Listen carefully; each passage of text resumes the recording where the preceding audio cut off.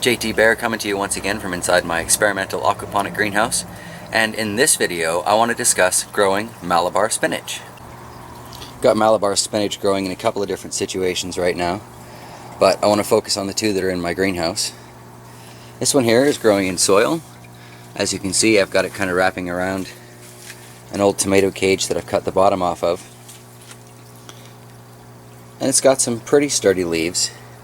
And they're all very much focused on directing themselves towards the sun. This is a fantastic little plant.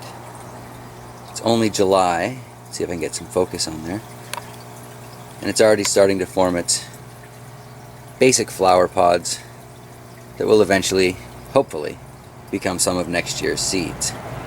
Speaking of seeds, I tried like you wouldn't believe to find this last year. And unfortunately I couldn't, but I was lucky enough to find them this year. And while it wasn't the cheapest pack of seeds that I bought, I think it was very much worth it. I'll show you these seeds in a second here. But Malabar or Ceylon spinach, Bacella rubera. I don't know, maybe somebody can tell me how to pronounce that properly. But climbing spinach, I've also heard this referred to as Indian spinach. But then again, all of those names, and apparently it's not a true spinach, but it does very much taste like spinach. It has a lot of the same nutrient value, but as kind of a bonus, it doesn't seem to break down as much as standard spinach when you cook it. And this is just fabulous on burgers and in salads. I haven't tried too much of it yet, because this is my first year growing it. But let's take a look at those seeds. In my case, they came in a package. And it's not a very good view there, is it?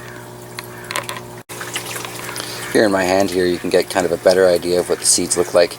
To me, they almost look like a black peppercorn.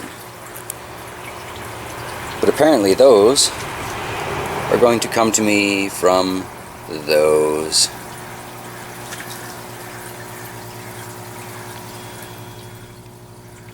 One of the things that amazes me the most, though, is how well it does in the aquaponics. Let's take a look at that. Well, there's the very end of that one Malabar spinach. And follow it, and follow it, and follow it. Down in amongst my tricolored sage there, to the base. We can see other vines shooting off from the main vine there. I would love to see how this would perform in a well-trellised and dedicated area, instead of just this random experimental space that I have in my aquaponics. But this is doing so well. You know, whether you're looking for a decorative vine or an edible plant, you know, Malabar spinach is definitely something to consider. Now, some of you may be aware that I have difficulty growing true spinach because it gets so hot here in the summertime. However, the heat doesn't really seem to have affected the Malabar at all. If anything, it's thriving in it. This one here seems to grow about 1.5 inches every day. And the leaves are always, of course, getting slightly bigger.